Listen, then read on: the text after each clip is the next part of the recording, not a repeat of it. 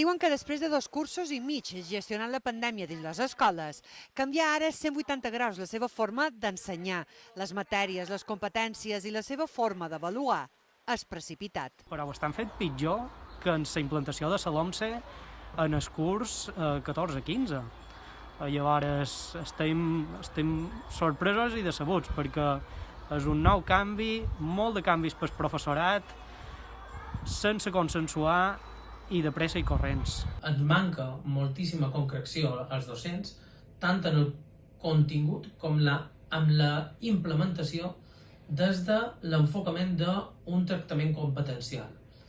Un canvi substancial per al qual manca molta formació per als docents. Nosaltres pensam que és hora de començar a plantejar, com ja han fet els companys d'Eivissa i d'algunes comunitats, avaluar la possibilitat d'ajornar aquesta implementació. Tot i que la part estatal dels currículums de l'ESO ja s'han publicat, la part que correspon a les Balears es troba en procés d'elaboració. Hi ha 52 docents fent aquesta feina i el pròxim 7 d'abril es debatran i votaran a una mesa sectorial tècnica. La LOMLOE preveu un canvi total d'enfocament.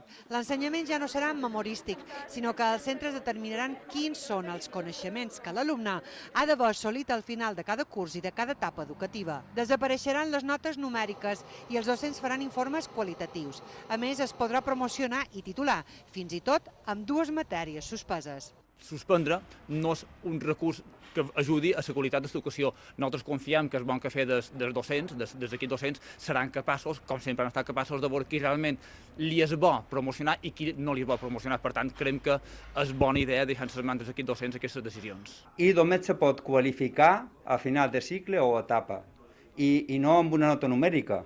Se substituirà per un insuficient, suficient, bé, notable. A les Illes hi haurà assignatures optatives a l'ESO, igualtat de gènere, recursos digitals, consum responsable, cooperació i serveis a la comunitat i també, a tercer d'ESO, introducció a la filosofia.